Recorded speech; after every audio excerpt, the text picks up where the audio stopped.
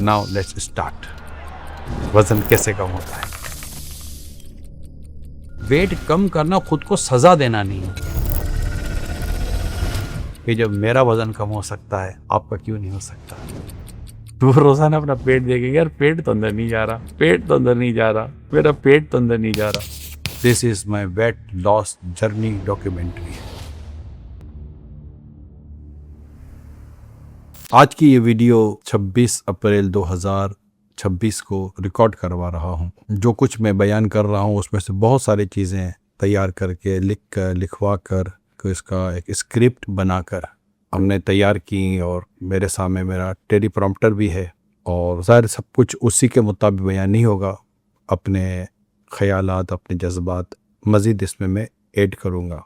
मुख्तलिफ मौक़े पर इस्लामी भाइयों ने इस बात पर उभारा कि आपकी जो वेट लॉस करने की जो जर्नी है उस जर्नी को आप रिकॉर्ड करवाएं। लेकिन सोचता रहा कि नीयत क्या हो। आमाल का दारो मदार नीयतों पर है। इन्नमल अमालु बिन्नियात।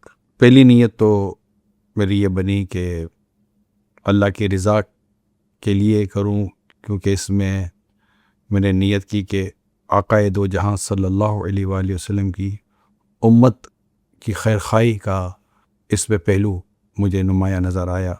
और हदीस पाक में दीन नसीहा, दीन खैर खाही का नाम है। फिर एक हदीस पाक पेश नज़र रही, खैरुन्नासी मन यनफ़उन्नास। तुम में से बेहतर इंसान वह है जो दूसरे इंसानों को फ़ायदा पहुँचाए। एक और हदीस जो सेहत के ताल्लुक़ से मेरे पेश नज़र रही कि बीमारी से पहले सेहत को गनीमत जानो कि दो नेमतें ऐसी हैं जिनकी अक्सर लोग कदर नहीं करते, एक सेहत और दूसरी फुर्सत। तो सेहत को हदीस में कई जगहों पर बड़ी इम्पोर्टेंस दी गई है। हत्ता कि यहाँ तक बयान किया गया है कि सेहतमंद मोमिन कमज़ोर मोमिन के मुकाबले में अल्लाह को ज़्यादा पसंद है। जो वेट लॉस करना है महज इसलिए नहीं कि आप स्मार्ट नज़र आएँ और ख़ूबसूरत नज़र आएँ, आपका जो जिस्म का अंदाज़ है वो अट्रैक्टिव हो जाए, महज एक यही नीयत करने से कोई ख़ास फ़ायदा हो ये ज़रूरी नहीं है। असल नीयत तो ये बनती है कि मैं सेहतमंद रहूं ताकि मैं अपने रब की इबादत पर कुव्वत हासिल कर सकूं। और यह बदन जो कि ख़ुद मेरे पास मेरे रब की अमानत है, इसको मैं अल्लाह पाक की इबादत के लिए और दीगर जो मुझ पर हक हुकूक हैं, ज़िम्मेदारियां हैं, उसे सही तौर पर अदा करने के लिए मैं अपने जिस्म के अंदर सेहत पाऊँ। इस तरह की आप काफ़ी अच्छी नीयतें करके जब इस मकसद की तरफ आएंगे तो इंशाअल्लाह सवाब भी मिलेगा और बकिया जो फ़ायदे हैं वो तो हासिल होते रहेंगे।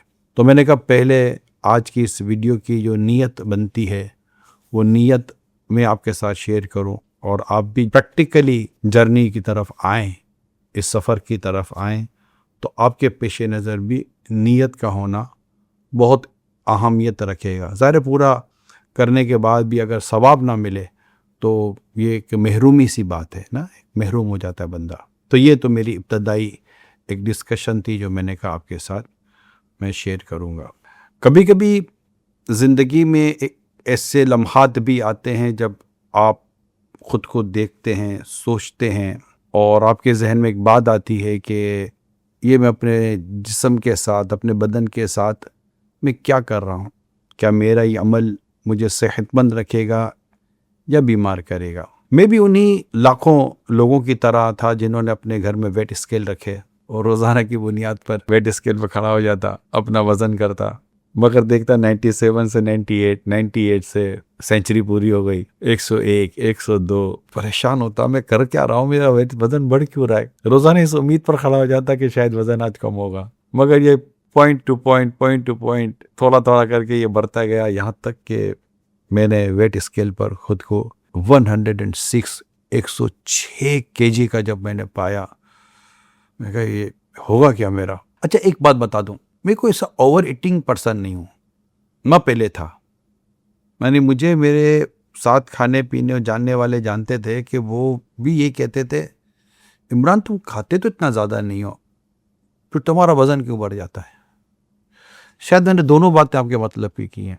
वेट स्केल आपके पास भी है, वेट स्केल पर आप भी खड़े रहते हैं, वज़न नीचे भी नहीं आ रहा होता, सोच आ भी रहे होते कि मैं ऐसा क्या खाता हूँ, मैं ऐसा क्या पीता हूँ। रोज़ाना इस उम्मीद पर वेट स्केल पर खड़ा हो जाता हूँ कि शायद वज़न कम हो जाए, लेकिन वज़न है कि कम नहीं होता, थोड़ा थोड़ा करके बढ़ ही रहा होता है। और मैं ओवर ईटिंग भी नहीं हूँ, नॉर्मल खा रहा हूँ, फिर भी मेरा वज़न है कि बढ़ रहा है। आपका भी ये मसला है, मेरे साथ भी यही मसला था। असल मसला ये नहीं था कि मैं ओवर ईटिंग पर्सन नहीं था, असल मसला ये था कि क्या नहीं खाना और कब नहीं खाना, इसका शऊर नहीं था। और जब इसका शऊर आया और जब बात समझ में आई, असल प्रोसीजर फिर शुरू होता है। आगे बढ़ते हैं। आज अल्हम्दुलिल्लाह जब मैं ये वीडियो रिकॉर्ड करवा रहा हूँ तो मैं इस वक्त 81 और 82 केजी के दरमियान में हूँ। 82 आप समझे, फिर 81 भी टच कर लेता हूँ। डॉक्टर से जब मैंने पूछा कि मेरा वेट कितना होना चाहिए तो फिर BMI वगैरह के ज़रिए इस बात को देखा गया। BMI बॉडी मेजरमेंट इंडेक्स, यानी आपकी जो बॉडी है उसका जो पूरा जो बॉडी स्ट्रक्चर है उसके मुताबिक फिर एक अच्छा डॉक्टर आपको एडवाइस करता है कि आपका जो वेट है वो मिनिमम मैक्सिमम इतना होना चाहिए। ये ज़रूर आपको चेक करना है कि आपका वेट कितना होना चाहिए।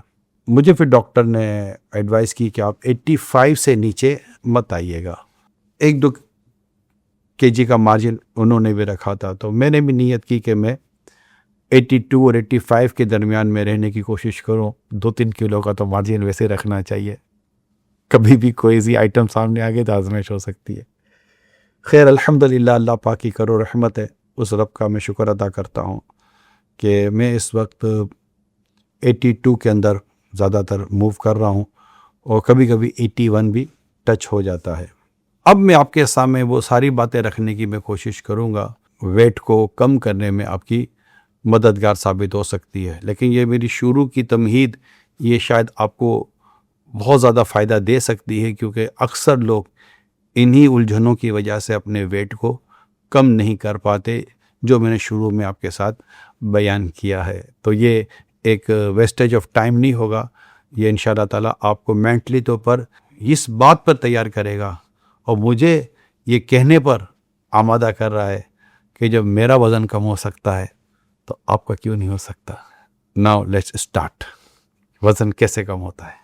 ये एक लाइफ स्टाइल की चेंजेस, मुसलसल कोशिश और लर्निंग जर्नी की वीडियो है। यूँ समझिए आप कि आप अपनी लाइफ स्टाइल में तब्दीली लाते हैं, मुसलसल कोशिश करते हैं और एक सीखते सीखते सीखते सीखते आखिरकार आप उस मकाम को पहुंच जाते हैं जो शायद आप चाहते हों। मगर होता तभी है जब अल्लाह की मदद, उसकी रहमत आपके शामिल हाल होती है। हिम्मत तभी साथ देती है जब अल्लाह की तौफीक शामिल हाल हो। तो अल्लाह पाक की रहमत और उसके करम से जब काम होता है तो फिर वो बेहतरी की तरफ चलना शुरू हो जाता है।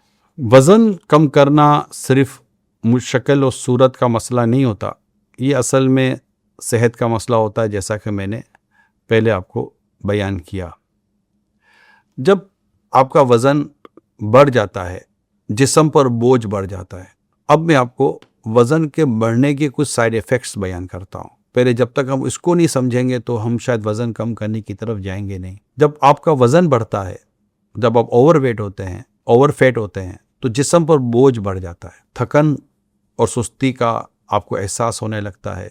कभी कभी आपका सांस भी फूलने लग जाता है। रोज़मर्रा की ज़िंदगी में आपको मुश्किलात का सामना करना पड़ता है और इबादत में भी आजमाइश होती है। आपको रुकू करने में, सजदा करने में, जलसे में बैठने में, यानी 2 सजदों के दरमियान बैठने में, फिर सुन्नत के मुताबिक खाना खाने में, इस तरह दीगर इबादत के ताल्लुक़ से एक समझिए कि दुश्वारी का सामना करना पड़ सकता है। और साथ साथ अगर आपकी उम्र बड़ी हो रही है तो याद रखिएगा कि जब आपकी एज बढ़ती है तो आपकी हड्डियां कमज़ोर होना शुरू हो जाती हैं। लॉजिकल बात है। जब हड्डियां कमज़ोर होंगी तो उस पर वेट कम होना चाहिए या ज़्यादा? डेफिनेट कम होना चाहिए।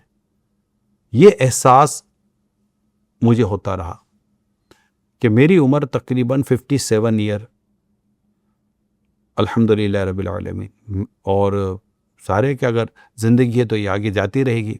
और वेट था कि वो बढ़ रहा था। अब उम्र का बढ़ना ये वेट का बढ़ना नहीं होगा। उम्र जैसे बढ़ेगी तो वेट को आपको रिड्यूस करके उसको आपकी बॉडी के मुताबिक लाना होता है। एक तो ये चीज़ें फेस करनी पड़ती हैं। तो ये भी एक एहसास होता है जो आपको इस वेट नीचे लाने पर मजबूर करता है, उभारता है। तो जब वेट बढ़ता है तो फिर इस तरह के प्रॉब्लम से बढ़ना शुरू हो जाते हैं। इसी तरह मेडिकल इश्यूज़ भी आपके सामने आते हैं।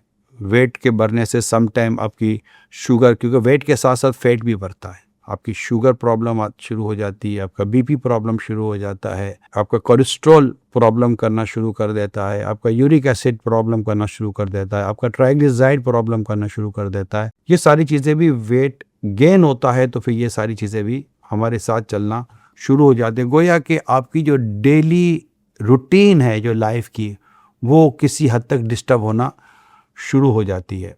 तो इसलिए भी वेट कम करना और वेट को नॉर्मल, यानी वेट, जब हम वेट कम करने की बात करते हैं तो इसका ये मतलब होता है कि जो वेट आपकी बॉडी के लिए सूट करता है वो वेट है। ना उससे ज़्यादा कम होना चाहिए कि इससे भी वीकनेस हो जाएगी, ना ज़्यादा होना चाहिए कि इससे और बीमारियां पैदा हो सकती हैं। लिहाजा दीगर बीमारियों से बचने के लिए और अल्लाह की इबादत करने के लिए, अपनी रोज़मर्रा की ज़िंदगी को बेहतर अंदाज पर लाने के लिए और ख़ुद अपने आप को पुरसुकून करने के लिए और अपने अंदर कॉन्फिडेंस डेवलप करने के लिए आपको अपने वेट को रिड्यूस करना ही पड़ता है। तो ये मैंने कहा वज़न कम करना क्यों ज़रूरी है, इस पर मैंने चंद बातें आपको बयान करने की कोशिश की है। मैं यहाँ पर एक बात ये आपको अर्ज़ करता चलूँ कि मैंने कोई क्रैश डाइट नहीं की। यानी क्रैश डाइट का होता है कि ये भी छोड़ दो, ये भी छोड़ दो, ये भी छोड़ दो, ये भी छोड़ दो, इससे आप कंफ्यूज हो जाएंगे। एक नॉर्मल अंदाज में और इजी चीज़ों को नीचे लाना शुरू किया। और बेसिक ये है कि अपनी सोच को बदलना ज़रूरी था। यानी वेट कम करना खुद को सज़ा देना नहीं है, अपनी आदतों को बदलना है।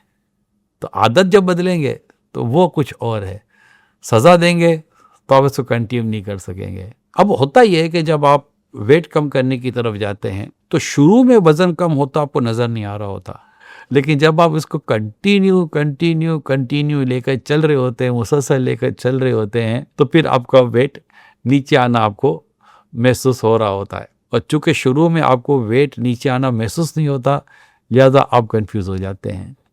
तकरीबन 2 से 3 माह लगते हैं, आपको महसूस होता है कि अब मेरा वज़न नीचे आ रहा है। जी मेरे साथ भी ऐसा ही हुआ, क्योंकि जब मैं वेट नीचे लाने लगा मेरा वेट आ ही नहीं रहा था नीचे। 15 दिन हो गए, 20 दिन हो गए। मेरे साथ जो इस्लामी भाई थे, मैंने उनको भी कहा कि यार ये वेट स्केल रिस्पॉन्ड ही नहीं कर रहा। यहाँ डिसअपॉइंटमेंट शुरू हो जाती है। अच्छा, फिर आपको ये भी अंदाज़ा होगा कि ज़्यादातर जो लोग वेट रिड्यूस करने की कोशिश करते हैं, इनका होता ही है कि वो पेट देखकर अपना वेट घटाते हैं।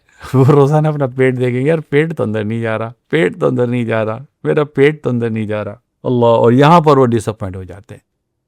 एक तो 2 से 3 माह लगते हैं आपको रिजल्ट नज़र आने में।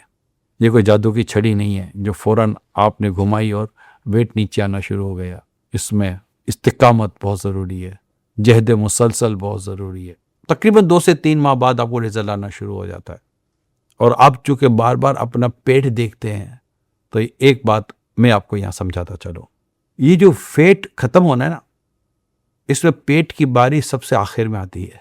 आपके चेहरे का थोड़ा फैट गिरेगा, आपके शोल्डर का थोड़ा फैट गिरेगा, आपके बाजू का थोड़ा फैट गिरेगा, आपकी बैक पर, आपकी थाइस पर, आपकी दीगर बॉडी के हिस्सों से आहिस्ता आहिस्ता फैट निकलना शुरू होगा। और जो थोड़ा आधा किलो, 1 किलो, आधा किलो, 1 किलो नीचे आना शुरू होगा। आखिर में बारी आती है पेट की, जिसको आप बेली कहते हैं। बेली फैट ऑलमोस्ट सबसे आखिर में रिड्यूस होता है और उसके बाद फिर आपको फ़र्क आना नज़र आता है। तो इसको वक्त लगेगा। और बेली फैट में भी पहले लोअर बेली फैट, फिर अपर बेली फैट की बारी आती है। जब आपका वेट नीचे आता है, फिर बारी आती है पेट की, इसको लगते हैं चंद महीने। जल्दबाजी से काम ना लें।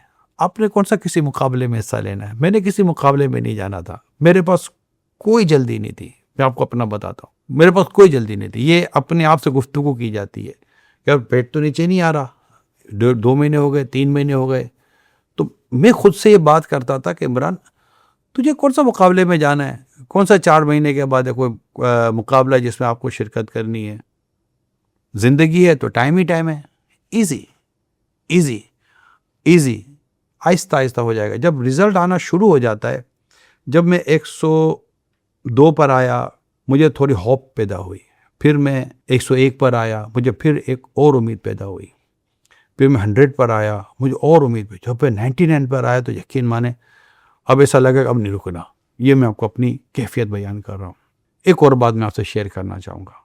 मेरा जब भी वेट कम हुआ, मैंने वेट स्केल पर खड़ा रहा और मेरा वेट 1 किलो 2 किलो यानी 1 केजी 2 केजी कम हुआ, जब भी मेरा वेट कम हुआ, अल्हम्दुलिल्लाह मैंने उसके फ़ौरन बाद अपने रब के आगे सजदे शुक्र अदा किया है।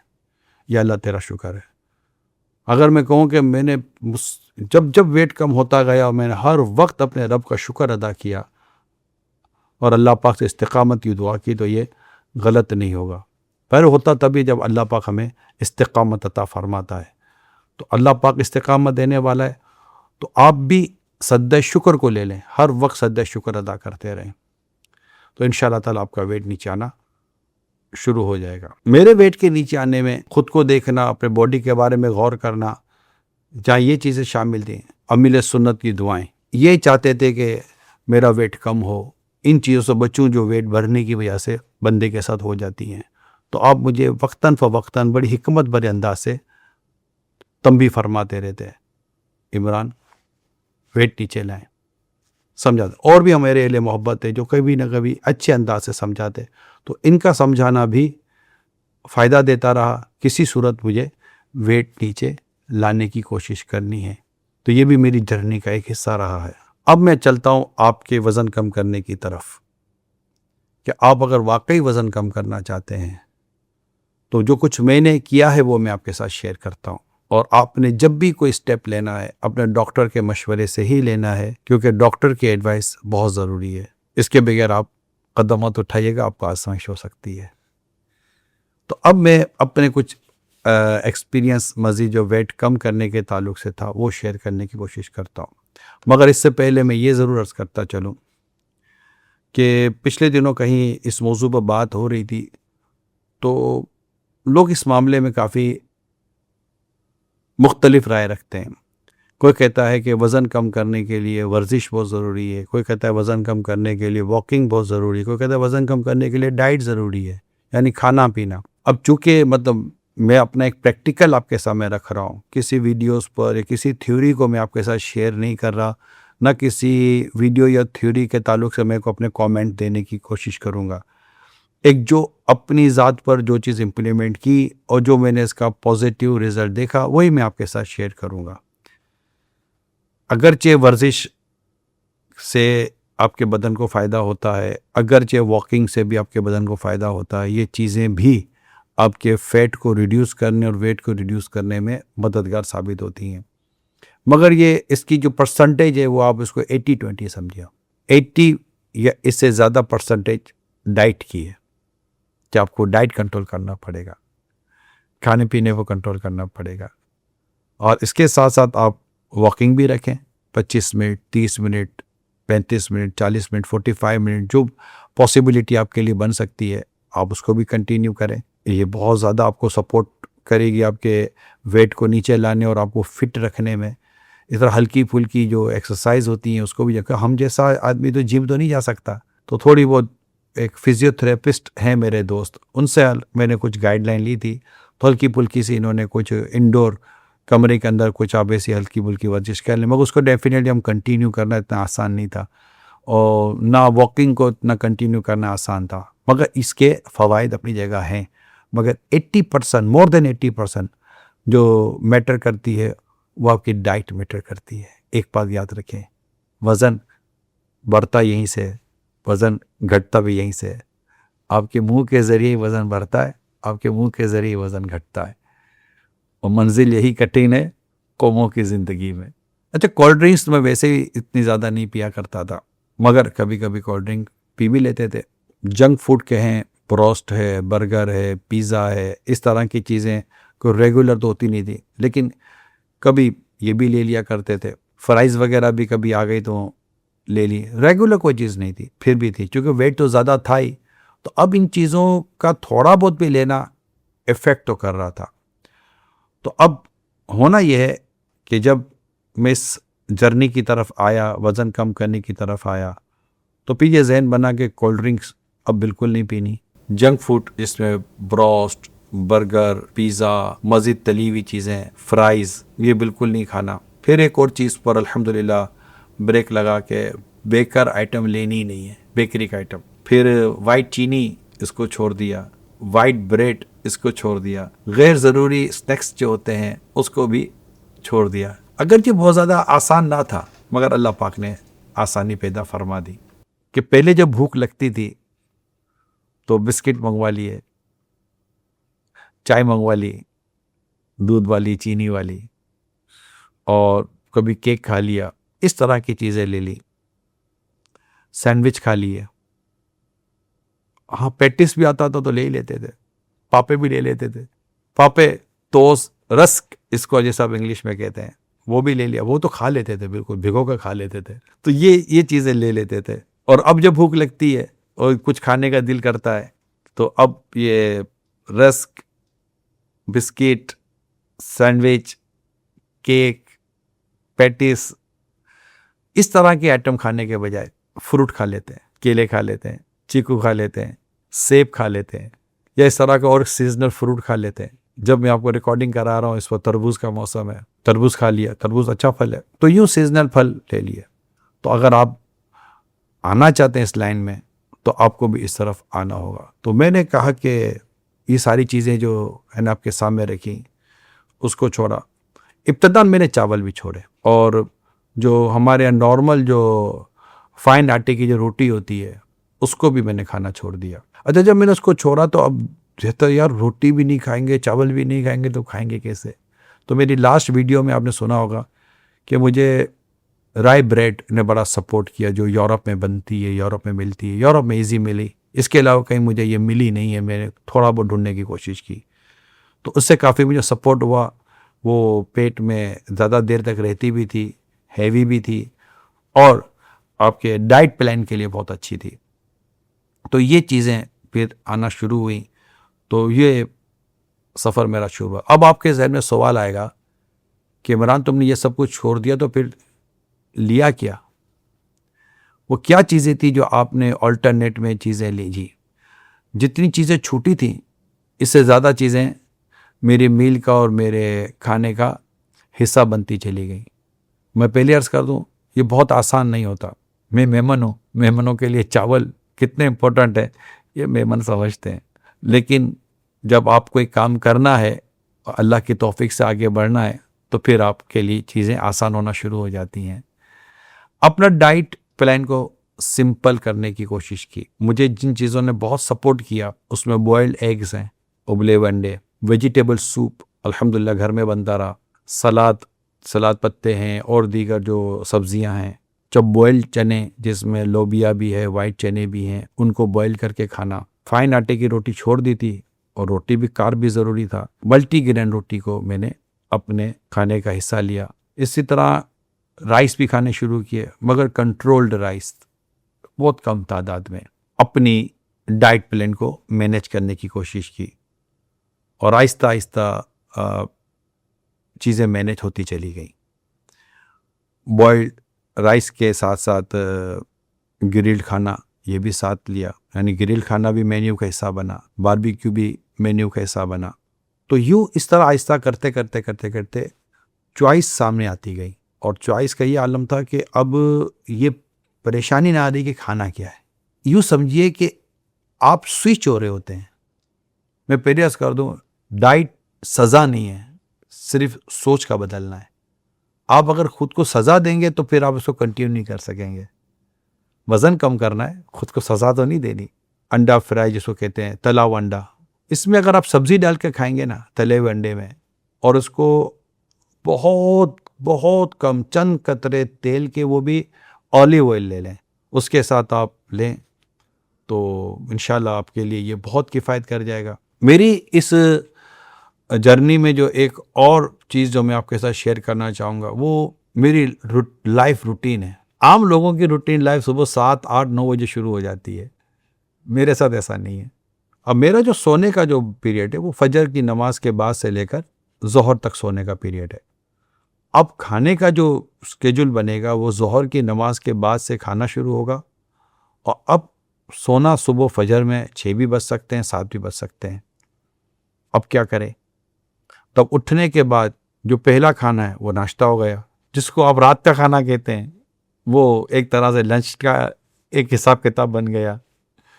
और अब रात के 2 बजे 3 बजे भी आपको भूख तो लगेगी, जब आप 9 बजे 8:30 9 बजे 9:30 बजे रात को खाएंगे ईशा की नमाज के बाद जनरली, तो आपको फिर फजर तक चूँकि जागना भी है, सारे आपके रूटीन है, आपके मामूलात ही कुछ इसी तरह के हैं, आपको मशवरे भी करने हैं, जो भी एक एक्टिविटीज़ होती हैं और दीगर और भी काम होते हैं दुनिया और आखिरत के, तो वो आपने करने हैं।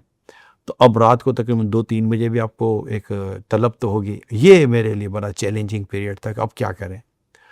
तो हुआ ये कि जब कुछ वेट कंट्रोल होना शुरू हुआ तो फिर इसको हम लाइफ स्टाइल ईटिंग प्लान की तरफ में ले गया। मुशावरे से सारे काम होते रहे। लाइफ स्टाइल ईटिंग प्लान वो क्या था? उठने के बाद नमाज ज़ोहर वगैरह पढ़कर अब मैंने एक मल्टीग्रेन की रोटी, एक अंडा तला हुआ जिसको मैंने कहा, साथ ग्रीन टी पी ली। ज़्यादा तो मैंने ग्रीन टी को फोकस किया, कभी कभार चाय भी पी ली तो भी कोई वो नहीं है, मगर वाइट शुगर नहीं। ये हो गया। मगरिब के बाद, असर के बाद कुछ अगर दिल करे तो फ्रूट ले लिया, या आपने बॉईल करवा लिए अपने उबले हुए अपने लोबिया और चने वगैरह बॉईल करवा के ले लिए, उससे भी माशाल्लाह आपको काफ़ी अच्छा सपोर्ट मिल गया। अब रात का जब खाना खाना है तो उसमें कोशिश करनी है कि आप अगर राइस थोड़ा लेना चाहते हैं, कंट्रोल राइस, प्लेट पूरी भरी हुई नहीं हो, तो कभी चावल ले लिए, घर का सालन पका हुआ था वो ले लिया, ग्रिल्ड चीज़ें ज़्यादा ले ली, बारबेक्यू टाइप का सेका हुआ ज़्यादा ले लिया। इन तमाम तर खाने से पहले कोशिश मेरी ये होती थी कि मैं उबली हुई सब्ज़ी का सूप पीऊँ, या मैं कोई वेजिटेबल चीज़ खा लूँ, सैलेड खा लूँ, क्योंकि फाइबर जब आपके मैदे में पहले जाता है तो वो आपको फ़ायदा देता है। फिर उसके साथ आप फ्रूट ले लें, खाना फिर एंड में खाएं, तो आपका जो मैदा है उसके अंदर जितनी गुंजाइश हो तो आप डाल चुके, अब वो कितना खाएगा। मगर वो चीज़ें आपने डाली जो आपका वेट और फैट दोनों बढ़ाने के बजाय आपको एनर्जी दे रही है। अब जब ये डाइट आप मेंटेन करते हैं तो उसमें आपको ये ज़रूर देखना होता है कि आपने इसमें प्रोटीन की मिकदार भी संभालनी है, आपने इसमें फाइबर भी लेना है, आपने इसमें कार्ब भी लेना है, और दीगर जो बॉडी की रिक्वायरमेंट है आपने उसके मुताबिक अपनी डाइट को प्लान करना होता है। शुगर मुझे वैसे अल्हम्दुलिल्लाह कभी हुई नहीं, बीपी का अल्लाह शुक्र है मुझे कभी मर्ज हुआ नहीं, अल्लाह की करोड़ करोड़ रहमत है। मगर मेरा यूरिक एसिड ये समझे कि बॉर्डर लाइन क्रॉस कर चुका था, 7 पॉइंट समथिंग बॉर्डर लाइन है, और इससे थोड़ा आगे निकल गया था, और वो कंटिन्यू मेरा हाई रहने लगा, नीचे नहीं आता था यूरिक एसिड। मगर डाइट की वजह से आज जब मैं आपसे बात करता हूँ अल्हम्दुलिल्लाह मेरा यूरिक एसिड मुकम्मल नॉर्मल है, 5 पॉइंट समथिंग मेरा यूरिक एसिड हो गया। और ये कह सकता हूँ मैं कि ये कई सालों के बाद ये मेरा यूरिक एसिड नॉर्मल हुआ, without any medicine, just only diet को फॉलो करने की वजह से। नंबर 1, कोलेस्ट्रॉल मेरा साल से 200, 250, इवन के 275 तक, और इससे भी कभी ज़्यादा हुआ। अब कोलेस्ट्रॉल कंट्रोल करना ये भी एक काम तो है, एक तरह समझे कि ज़्यादा था मेरा कोलेस्ट्रॉल, और ये साल से ये रूटीन थी, कभी 20-25 नीचे आ जाएगा, 20-25 ऊपर चला जाता। लास्ट जो अल्हम्दुलिल्लाह मैंने अप्रैल के महीने में, अप्रैल 2026 में जब मैंने अपना कोलेस्ट्रॉल चेक किया, अल्हम्दुलिल्लाह रब्बिल आलमीन 153, ये मेरी ज़िंदगी का सबसे बेस्ट कोलेस्ट्रॉल रिज़ल्ट आया। आज जब मैं आपके साथ अपनी वीडियो शेयर कर रहा हूँ, अल्हम्दुलिल्लाह मेरी शुगर ऑलमोस्ट 82-83 के आसपास है। अल्लाह पाक की करोड़ रहमत है। ये मैं अल्लाह पाक का शुक्र अदा करता हूँ, और आप भी माशाअल्लाह ज़रूर कहिएगा, बारक अल्लाह कहिएगा, क्योंकि समटाइम ये होता है कि आप जब इस तरह की कोई बात बयान करते हैं तो नज़र लगने का अंदेशा भी रहता है। आपको बताने की मेरी नीयत ये है कि जो इस तरह के मुख्तलिफ़ बीमारियों का, अमराज का शिकार हैं, उनके लिए इसमें यह है कि अगर आप डाइट कंट्रोल करते हैं, अपने वेट को नीचे लाते हैं, तो आपकी ये चीज़ें नॉर्मल होना शुरू हो जाती हैं। मैंने ब्लड के जो हेमोग्लोबिन और इस तरह के जो आई थिंक सीबीसी उसको कहते हैं, मैं कहने कभी वो टेस्ट नहीं करवाए थे। अल्हम्दुलिल्लाह मैंने इस बार वो भी टेस्ट करवाए, जो कि 6-7 टेस्ट होते हैं जो ब्लड से रिलेटेड होते हैं। अल्हम्दुलिल्लाह मुकम्मल नॉर्मल आप कह सकते हैं, अल्लाह पाक की करो रहमत से। और जब भी इस तरह का होता है मैं अमीर सुन्नत को भेजता हूँ, इनसे दुआएं लेता हूँ और सद्दा शुक्र अदा करता हूँ।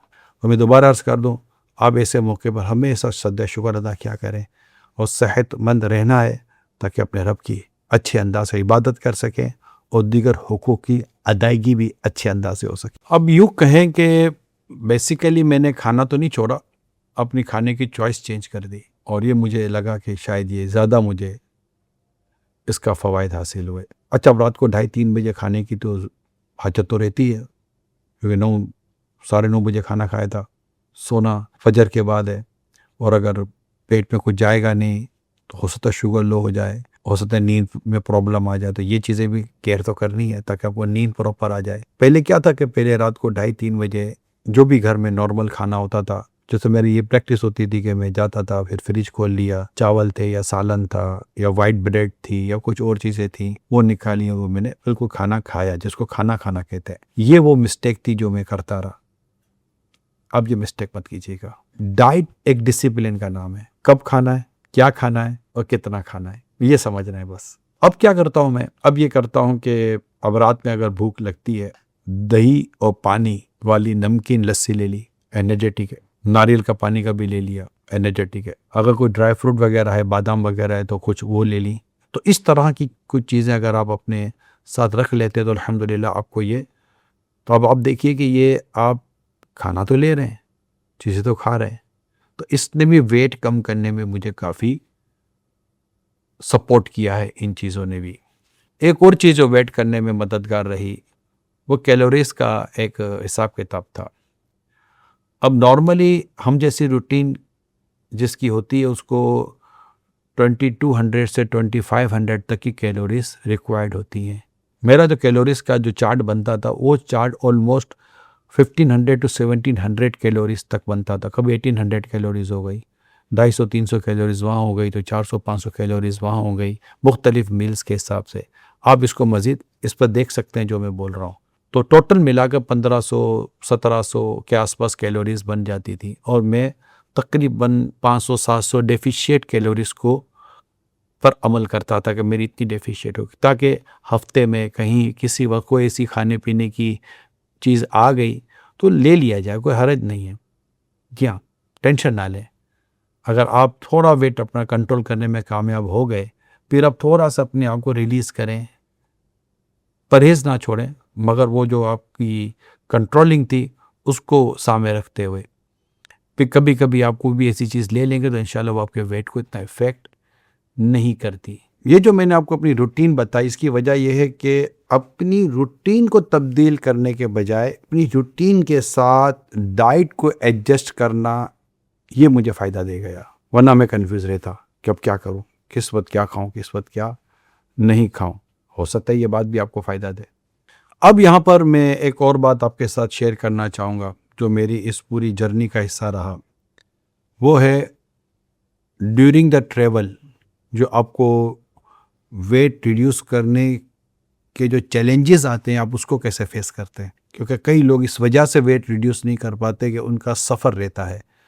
जी, मेरे साथ भी यही प्रॉब्लम था। मेरा हर थोड़े दिनों के बाद सफ़र है, पाकिस्तान के मुख्तलिफ शहरों में सफ़र है, तो कभी आउट ऑफ पाकिस्तान सफ़र है। अब ज़्यादा सफ़र में तो उस तरह का अरेंजमेंट तो नहीं होगा जैसा कि होना चाहिए। अच्छा, फिर अल्लाह की तौफीक शामिल आ रहे तो मक्के पाक का सफ़र है, तो मदीना मुनव्वरा का सफ़र है, बगदाद मुअल्ला का सफ़र है, इराक़ का सफ़र है, मुक़द्दस मकामात का सफ़र है, ये अलग सफ़र है। फिर जहाँ जाएंगे वहाँ पर कोई घर का खाना मिले ये भी ज़रूरी नहीं है। अब आपने क्या करना है, अल्लाह की रहमत ये रही कि मेरी डाइट जर्नी शुरू ही सफ़र में हुई, और उसमें मावीन मददगार भी अल्लाह ताला ने पैदा कर दी है।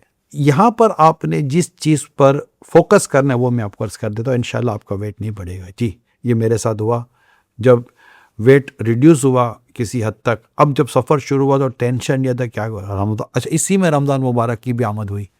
आपको पता है रमज़ान है, समोसे पकौड़े का, तो अब ये भी टेंशन था कि अब ये माह रमज़ान में वेट बढ़ गया तो क्या करूँगा, सफ़र में वेट बढ़ गया तो क्या करूँगा। मक्के पाक और मदीने मुनव्वरा की हाज़िरी भी, तो वहाँ तो तंदूर की रोटियाँ और बाहर का खाना तकरीबन ज़्यादातर होता है, वहाँ वेट बढ़ गया तो क्या करूँगा। अब इसको आप भी फेस कर सकते हैं, हो सकता है ये टेंशन आपको भी हो। तो अब मैं आपके सामने इसका हल बयान करता हूँ। आपने वो चीज़ें छोड़ देनी जो वेट बढ़ाती हैं। रूटीन का खाना आप आए, प्रेशर ना लें। आप प्रेशर लेंगे अपने ऊपर, आपकी डाइट जर्नी डिस्टर्ब हो जाएगी। प्रेशर ना लें। अब आपने करना क्या है, आपने सफ़र में कोल्ड ड्रिंक नहीं पीनी, इससे तो आपके खाने का कोई ताल्लुक नहीं है। आपने आइसक्रीम नहीं खानी, आपने फ्राइज़ नहीं खाने, आपने कम से कम तला हुआ खाना, फ्राई जिसको कहते हैं, फ्राई जिसको जंक फूड कहते हैं, आपने उससे अवॉइड करना है। आप सालन लें, सालन मिल जाता है, सब्ज़ी ले लें, दाल ले लें, दीगर कोई ऐसी ग़िज़ाएँ, फ़िश ले लें, रोटी से खा लें, मिक़दार कम रखें। वेट बढ़ाने वाली, फैट बढ़ाने वाली चीज़ों को छोड़ दें और जो नॉर्मल खाना है उसकी मिक़दार थोड़ी कम करें। उसके मुताबिक अपने आप को लेकर चलें। बेकर्स आइटम ना लें, बिस्किट्स ना लें, ये सब ना लें। और इन सब से बचकर अगर आप अपना ये सफ़र शुरू करते हैं तो इंशाल्लाह आपका वेट बढ़ना तो दूर की बात है, इंशाल्लाह या तो वो बराबर रहेगा या थोड़ा कम हो जाएगा। और ये मैं आपको वो बात बयान करूँ जिसका अल्हम्दुलिल्लाह मैंने प्रैक्टिकल किया, अल्हम्दुलिल्लाह रब्बिल आलमीन। इसी जर्नी के दौरान बगदाद शरीफ का सफ़र भी हुआ, इसी जर्नी के दौरान दीगर ममालिक का सफ़र भी हुआ, और साथ साथ मक्का पाक का भी सफ़र हुआ, मदीने मुनव्वरा का भी सफ़र हुआ, पंजाब का भी सफ़र हुआ। ये सारे सफ़र अल्लाह की रहमत से हुए, मगर मेरे रब की रहमत ऐसी शामिल आ रही कि जब मैंने वेट किया अपना उस सफ़र के बाद, तो वेट या तो उतना ही रहा या इससे कम हो गया, बढ़ा नहीं। और इस पर मैंने फिर अपने रब के हुज़ूर सद्दा शुक्र अदा किया, या अल्लाह तेरा शुक्र है, तूने करम किया। मैंने इतना सीरियस लिया इस वेट कम करने को, क्योंकि ये ज़रूरी है। जी हाँ, ये पोर्शन ज़रूरी है कि आपको सीरियस होना है। और मैं इतना सीरियस ले चुका था इसको कि आपको शायद यकीन आए ना आए, जब मैं पाकिस्तान के बाहर मैंने सफ़र किया तो मैं अपने वेट स्केल को साथ ले गया। यार वहाँ वेट स्केल नहीं मिलेगा और मेरा वज़न बढ़ गया तो वेट स्केल साथ ले गया। अब वेट स्केल का भी मैं थोड़ा आपके साथ शेयर कर देता हूँ। जनरली तौर पर वेट स्केल का ये है कि जो माहिरीन कहते हैं, जब आप अपना वज़न कम करना चाहते हैं हफ्ते में एक बार वेट करें, क्योंकि ये आपको डिमोटिवेट नहीं होने देता। अपने वेट को चेक करने के लिए वेट स्केल घर में ज़रूर होना चाहिए। अब इसमें थ्योरी मुख्तलिफ हैं। एक थ्योरी ये है कि आप हफ्ते में एक बार वेट चेक करें, मगर मेरा मामला थोड़ा मुख्तलिफ रहा। मैं रोज़ाना वेट चेक करता था। इसका एक साइड इफ़ेक्ट हो सकता है, आप डिमोटिवेट हो जाएं, लेकिन मुझे ऐसा लगा कि शायद मेरे डेली वेट चेक करने ने मुझे मोटिवेट किया, चैलेंज दिया कि मैं वेट करता था। अगर थोड़ा बहुत भी वज़न डिसबैलेंस हो रहा होता तो बस आज ये कर लेना, ये कर लेना है, थोड़ी वॉक बढ़ा देनी है और खाने में ये एहतियात करनी है, वगैरह वगैरह। इतना मैं इस हवाले से सीरियस हुआ। जी, सीरियस होना बहुत ज़रूरी है। अगर आप सीरियस नहीं होंगे तो शायद आप वेट कम नहीं कर सकेंगे। इसको मैं सीरियस ले चुका था कि बाकायदा मैंने अपने आउट ऑफ कंट्री सफ़र में वेट स्केल भी साथ रखा था। अगर वज़न बढ़ गया तो क्या करूँगा। इस कदर अपने जहन पर सवार करना पड़ता है। प्रेशर नहीं है, संजीदगी है। जैसा आप और ज़रूरत की चीज़ें रखते हैं, लेकिन अब नॉर्मली आप बाहर जाते हैं तो आपको वेट स्केल अवेलेबल हो ही जाते हैं, कहीं ना कहीं आपको ये चीज़ें मिल ही जाती हैं। मुझसे पूछा गया था कि आप वेट स्केल कैसा पसंद करते हैं, तो मैं कहा मैं तो डिजिटल वेट स्केल को प्रीफर करता हूँ, जो आपको बाकायदा इसको प्रॉपर वेट बताता हूँ। खैर मैंने अपने पास 2 वेट स्केल रखे हुए हैं, दोनों डिजिटल हैं, और दोनों पर मैं वेट चेक आज भी करता रहता हूँ ताकि मामला डिसबैलेंस ना हो जाए। एक बड़े ही दानिशमंद और अहले इल्म साहब से मेरी बात हुई वेट कम करने के ताल्लुक़ से, तो इन्होंने मुझे कहा कि आप खाने पीने में अब इतना सीरियस क्यों हो गए हैं कि भाई ये नहीं लेना, ये नहीं लेना, अब ये लूँगा तो यूँ हो जाएगा, ये लूँगा तो यूँ हो जाएगा, और इतना आप क्यों कॉन्शियस हो गए हैं। तो मैंने उनको कहा कि आपके लिए हाफ़ज़ा कितना ज़रूरी है। क्या बहुत ज़रूरी है। वो वाकई अक्लमंद भी हैं, चीज़ें याद भी रहती हैं और बहुत शार्प मेमोरी है उनकी, जिनसे मेरी बात हो रही थी। तो क्या बहुत ज़रूरी है। मैंने कहा आप कोई भी ऐसी चीज़ इस्तेमाल करेंगे जो आपके याददाश्त या आपके हाफ़ज़े को इफ़ेक्ट करे? कहा नहीं। तो मैंने कहा बस यही स्टोरी है। मैं हर उस चीज़ के खाने से अब बचता हूँ, डरता हूँ जो मेरे वेट को इफ़ेक्ट करेगी, क्योंकि क्या है ना, गिर पड़ के यहाँ पहुँचा, मर मर कैसे पाया। वक्त लगता है, तकरीबन 11 महीने से ऊपर हो गए और एक वक्त था कि मुझे लगा था कि शायद मैं अपना वेट कम नहीं कर सकूँगा। मैं आपको सही बता रहा हूँ, मेरी फीलिंग है जो मैं आपके साथ शेयर कर रहा हूँ कि मैं नहीं कर सकूँगा। पर देख देख कर दिल जलता था कि क्या हो गया। मगर अल्लाह का शुक्र है, अल्लाह ने करम, एक ऐसे स्टेज पे मैं पहुंच गया कि एक वक्त तक अमीर रसूल फरमाते थे इमरान वज़न कम करो, और आज फरमाते बस अब जितना कम होना है सही है। मेरे लिए ये किसी भी एप्रिसिएशन नोट से कम नहीं है। अल्हम्दुलिल्लाह रब्बिल आलमीन, अल्लाह का करोड़ों करम है। मैं एक और बात आपसे शेयर करूं अपनी इस जर्नी, जो एक सफ़र रहा वेट कम करने का। अब ये सफ़र जारी है, ख़त्म नहीं हुआ। जी हाँ, याद रखिएगा, वज़न कम करना अगरचे मुश्किल है, मगर ये आपकी फाइनल मंजिल नहीं है। असल काम उस कम वज़न को मेंटेन करना है, क्या वो वज़न बढ़ना नहीं चाहिए। और कईयों का ये प्रॉब्लम है कि उन्होंने वज़न कम तो किया मगर फिर दोबारा उनका वज़न बढ़ गया। वजह परहेज़ ख़त्म कर दी। इसको आप इसमें एग्जाम्पल से समझें। जब आप बीमार होते हैं तो दवाई और परहेज़ दोनों साथ चल रहा होता है। जब आपकी बीमारी ख़त्म हो जाती है तब दवाई छोड़ते हैं, परहेज़ नहीं छोड़ते। अगर आप परहेज़ भी छोड़ देंगे और बदपरहेज़ी की तरफ जाएंगे तो बीमारी लौट कर आती है, राइट। जब आप डाइट यूज़ करते हैं, जब आप डाइट प्लान की तरफ जाते हैं तो और काफ़ी खुद को आप खींच कर रखते हैं, तो वो इस वजह से रखते हैं कि आपका जो वेट है वो आइडियल हो जाए और एज पर बॉडी आपका वेट हो जाए। याद रखिए, एक्स्ट्रा वेट और एक्स्ट्रा फैट को आपने फोकस करना है, ना कि ओनली वेट और फैट को। एक वेट भी बदन का इम्पोर्टेंट फैक्टर है और इतना फैट होना भी बदन का इम्पोर्टेंट फैक्टर है, ठीक है। तो अब आप चूंकि वेट को और फैट को आपने फोकस किया कि एक्स्ट्रा वेट और एक्स्ट्रा फैट खत्म करना है, जब वो आपकी जो कहते हैं कि टारगेट अचीव्ड, देन आपने अब एहतियात करनी है। अब आपने परहेज खत्म नहीं करनी, यानी आपने अब उन चीज़ों की तरफ लौट कर नहीं जाना और उन्हें अपनी रूटीन का और आदत का हिस्सा नहीं बनाना जो आपका वेट बढ़ा देते।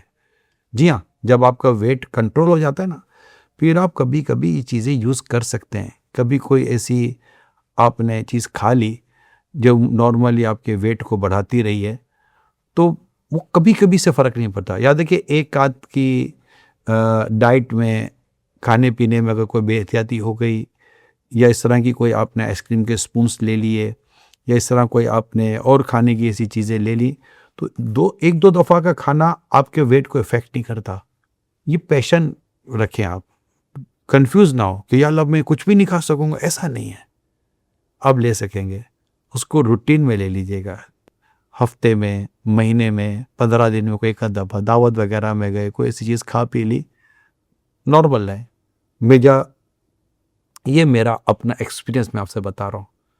तकरीबन 6-7 महीने जब मेरे डाइट को हो गए और अल्हम्दुलिल्लाह किसी हद तक वेट मेरा कंट्रोल हो गया, तो उसके बाद चंद चीज़ें मैंने रिलीज़ की और उसके बाद मैंने इसको चेक भी किया, तो अल्हम्दुलिल्लाह एक का दफ़ा का इस तरह का खाना पीना ये आपको इफ़ेक्ट नहीं करता कि आपने नेक्स्ट डे वही अपना परहेज़ का स्केड्यूल रखना है, पूरा हफ्ता आपने वही अपनी एहतियातें रखनी है। फिर एक आध दफ़ा कभी कोई ऐसी चीज़ खा पी ली, वो भी कम मिकदार में, तो इंशाल्लाह आपका वेट कंट्रोल रहेगा। तो मैं ये भी आपको बताता चलूँ। अब मैं आपके साथ एक बड़ी इंपॉर्टेंट बात शेयर करने जा रहा हूँ कि जब परहेज़ की तरफ, डाइट की तरफ आने का सिलसिला शुरू हुआ, तो अब इसके दो तरीके होते हैं। या तो बाहर से अपना डाइट प्लान तैयार करते हैं या घर के अंदर। अल्हम्दुलिल्लाह मुझे मेरे घर से सपोर्ट मिला और मेरा मैक्सिमम जो डिपेंड रहा वो मेरे घर का किचन रहा। वहीं से मेरे लिए डाइट की चीज़ें तैयार होती रहीं, ग्रिल्ड चीज़ें तैयार होती रहीं और वेजिटेबल सूप तैयार होता रहा, जो बॉयल एग थे वो तैयार होते रहे, इसी तरह सैलेड तैयार होता रहा और मुख्तलिफ़ चीज़ें तैयार होती रहीं। वाइट शुगर की जगह गुड़ का इस्तेमाल भी रहा। ये पिसा हुआ गुड़ आपके सामने है, गुड़ है ये। तो क्योंकि शुगर से अल्लाह का शुक्र है, शुगर से तो बचे हुए थे, तो फिर भी कम मीठा तक शुगर हो ना जाए। तो इसी तरह उठने के बाद सबसे पहले, आज तक भी ये रूटीन है नॉर्मली, कि उठने के बाद नीम गर्म पानी में नींबू निचोड़ कर पीना, और अगर शहद मुयस्सर है तो शहद ले लिया, वरना ना लिया तो भी राइट है। तो निहार मुँह में पहले ये पीता, और आज तक ये जारी, जब भी खाने पर आएंगे तो पहले मैं ये पानी पीऊँगा। इसी तरह मल्टी ग्रेन की रोटी ये मेरी घर पे बनती रही, और इस तरह तकरीबन जो मेरा ये सारा सिलसिला था घर से बनता रहा। घर से आपको साफ़ सुथरा खाने को मिलता है, नंबर 1, घर वालों को भी फ़ायदा होता है, नंबर 2, आपका बजट कंट्रोल रहता है, नंबर 2, बाहर का खाना शुरू करेंगे आपका बजट आउट हो जाएगा। आप बोले कि जेब को संभालो कि वेट को संभालो कि फेट को संभालो।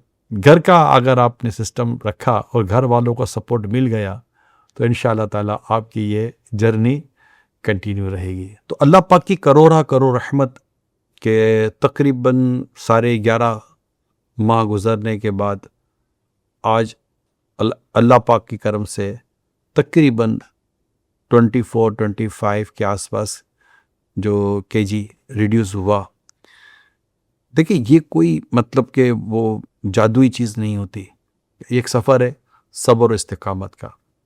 फिर ये अगर आप गौर कीजिएगा, और जो मैंने आपकी ये वीडियो बना कर दी है, तो मैं ये सोचता हूँ कि अगर मेरा वज़न कम हो सकता है, आपका वज़न भी कम हो सकता है।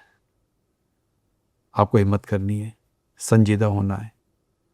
अब एक और टॉपिक की तरफ आते हैं। तो लीजिए, अब आपके लिए कोई एक आसान सा फार्मूला मैं पेश करने की कोशिश करता हूँ। जब भी करें डॉक्टर के मशवरे से कीजिएगा। पहले तो ये ज़हन नशीन रखिए कि सब कुछ एक दिन में तब्दील नहीं होगा, इतनी जल्दी तब्दील नहीं होगा। आप इसके हिस्से बना लें। अब सुनिए, 1 महीने में आपने क्या करना है। आपने 3 चीज़ें पहले छोड़ दें, ठीक है? 3 चीज़ें छोड़ सकते हैं। नंबर 1, फास्ट फूड छोड़ दें। नंबर 2, बेकर्स आइटम छोड़ दें। और नंबर 3, सोने से 4 घंटे पहले खाना छोड़ दें। 1 माह आप इसकी रूटीन बना लें। आज आप वेट करें, आपका वेट कितना है। एक बार फिर रिपीट करता हूँ। नंबर 1, फास्ट फूड छोड़ दें, जिसको जंक फूड कहते हैं। नंबर 2, बेकर्स आइटम छोड़ दें। बेकर्स आइटम में सब आ जाता है, मिठाइयाँ वगैरह, ये निम्को, बिस्किट, केक, सब आ जाता है बेकर्स आइटम में, याद रखिएगा। आपने जंक फूड छोड़ा, जंक फूड में आपके ब्रोस्ट भी आ जाएंगे, आपका बर्गर भी आ जाएगा, आपका पिज़्ज़ा भी आ जाएगा, इस तरह की दीगर आइटम्स भी आ जाएंगी, याद रखिएगा। तीसरी चीज़ आपने छोड़नी, वो सोने से 3 से 4 घंटे पहले खाना छोड़ दें। मैदे को एम्प्टी कर दें, मैदे को सुकून से रहने दें। फिर जो आपने उठकर नॉर्मल नाश्ता करना होता है घर का, वो करें। 1 माह, जस्ट ओनली 30 डेज आपने इस रूटीन को लेना है। आज वेट चेक करें, जो 3 चीज़ें मैंने छोड़ने का कहा है उसको छोड़कर देखिए। फिर 1 महीने के बाद आप वेट कीजिए और कमेंट्स में बताइएगा कि आपका वेट कम हुआ या नहीं हुआ। इवन कि आपको 15 दिन में आपको वेट रिड्यूस होता हुआ नज़र आएगा इंशाअल्लाह। और ये आपको बहुत ज़बरदस्त मोटिवेशन मिलेगी कि आपको ऐसा लगेगा कि आई कैन डू दिस, मैं ये कर सकता हूँ। और यहाँ से आपको आगे रास्ता मिलना शुरू हो जाएगा। तो ये 3 चीज़ें आप छोड़ दें और घर का सादा खाना खाएं। फिर आप देखिएगा आपका वेट नीचे आता कि नहीं आता। वज़न कम करने के लिए चंद चीज़ें और भी बहुत ज़रूरी हैं, लोग इसकी तरफ तवज्जो नहीं करते, जिसकी वजह से हिम्मत हार जाते हैं। नंबर 1, नींद पूरी लें। अगर आपकी नींद पूरी नहीं होगी, आपका वज़न प्रॉपर कम नहीं होगा। नींद पूरी करना किसे कहते हैं? कम से कम 7 घंटे आपने लेटना है, सोना है। अगर नींद नहीं भी आती, आप अपने बदन को आराम दें। Not less than 7 our and not more than 8 hours. ये प्रिंसिपल याद रखें। ज़िंदगी को एक बेहतर रूटीन पर लाने के लिए, अपनी फिजिकल फिटनेस को बाकी रखने के लिए, मेंटल स्ट्रेस से बचने के लिए और बहुत सारे दीगर इश्यूज से बचने के लिए और साथ साथ अपने वेट को रिड्यूस करने के लिए, ये बहुत इंपॉर्टेंट चीज़ आपको मैं बता रहा हूँ। 7 घंटे कम से कम आपने नींद लेनी है, आराम करना है, नंबर 1। अब आप उसको पार्शली करते हैं या आप उसको 1 गो स्लीप के तौर पर लेते हैं, इट्स योर ऑप्शन। ये आपकी मर्जी पर मुनहसिर है, नंबर 1। सेकंड, जो कई लोग इसको भी मिस कर देते हैं जिसकी वजह से वेट कम नहीं हो पाता, पानी की मिकदार सही करें। इससे मेरी मुराद कम से कम 8 से 10 गिलास पानी। अगर आपकी मेहनत ज़्यादा है, मुशक्क़त ज़्यादा है, तो आप उसको 12 गिलास कर दें, लेकिन 8 से 10 गिलास से कम आप अपने आप को ना लाएं। याद रखिए, पानी प्यास लगने पर ना पिएं, पानी वक्त होने पर पी लें। अगर आप 12 घंटे या 14 घंटे जाग रहे हैं तो हर 1.5 घंटे के बाद 1 गिलास पानी पीना आपकी एवरेज बन जाएगी।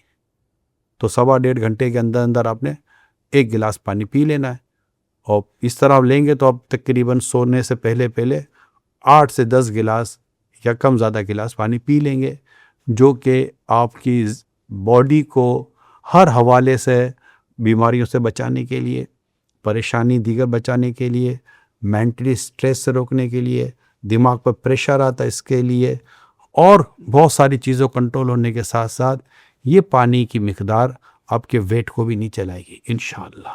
वेट लूज़ करने के दौरान एक बात बड़ी डिस्कवर हुई मुझे, एक वर्ड मिला, फेक हंगर।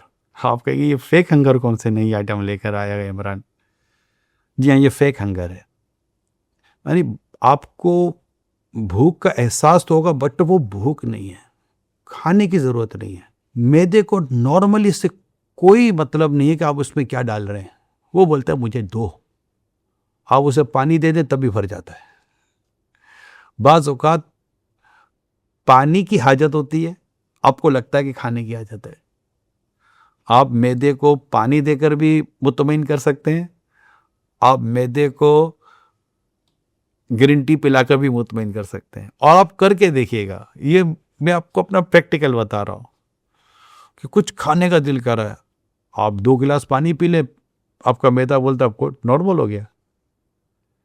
तो इसको भी ज़रा देख लीजिएगा, कहीं इस धोखे में ना आ जाएगा कि आपने खाना ही खाना है, पानी से भी मसला हल हो सकता है। एक और चीज़ आपको मैं शेयर करूं, आपका कुछ खाने का दिल कर रहा है तो आप गाजर साथ रख लें, अब खीरा साथ रख लें। खीरा पानी पानी है, ऑलमोस्ट 0 कैलोरीज, एनर्जेटिक चीज़ है।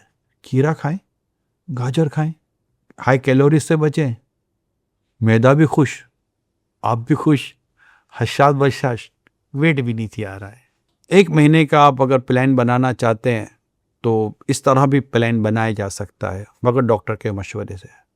फर्स्ट वीक, आपका पहला हफ्ता घर का सादा खाना खाएं, पानी ज़्यादा पिएं, भूख लगे तो फ्रूट और सैलेड वगैरह खा लें।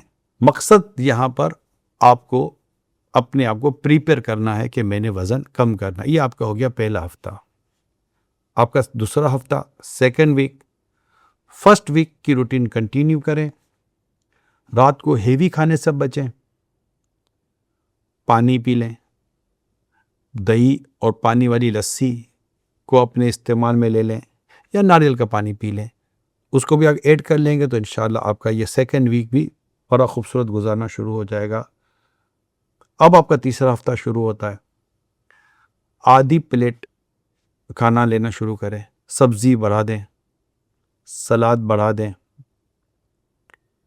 यहाँ है पोषण कंट्रोल करना, बैलेंस्ड प्लेट तैयार करना। ये आपका तीसरा वीक है। बॉयल एग ले लें, बॉयल चने ले लें, रोटी और राइस की मिकदार लिमिटेड कर दें। ये आपका हो गया तीसरा हफ्ता। अब चौथे हफ्ते की तरफ आते हैं। इसी हैबिट को कंटिन्यू करें और फास्ट फूड को छोड़ दें, बेकर्स आइटम को छोड़ दें। चौथे हफ्ते अपना वज़न चेक करें, इंशाल्लाह आपका वज़न कम होना शुरू हो गया होगा। याद रखिए, वज़न कम करना, इसका मेथड याद रखिएगा कि वेट लूज़ करने के लिए आपने ये ज़रूर गौर करना है कि वीकली आपका या तो आधा किलो वज़न कम हो रहा है या 1 किलो। यानी 2, 3 या 4 kg वज़न कम होना यह है। अगर आप 2-3 kg पर भी हैं मंथली, आप बहुत अच्छे रूटीन पर जा रहे हैं। आखिर में ये बात बयान करता चलो, वज़न कम करना ज़्यादा मुश्किल नहीं। जब वज़न कम हो जाए, इसको मेंटेन रखना ये खुद एक मुश्किल काम है। आपको सब्र करना पड़ेगा, जल्दबाजी से काम ना लें, आपको कोई मुकाबले में नहीं जाना। अगर सालों में वज़न बढ़ा है तो उसको कुछ अरसा लगेगा कम होने में।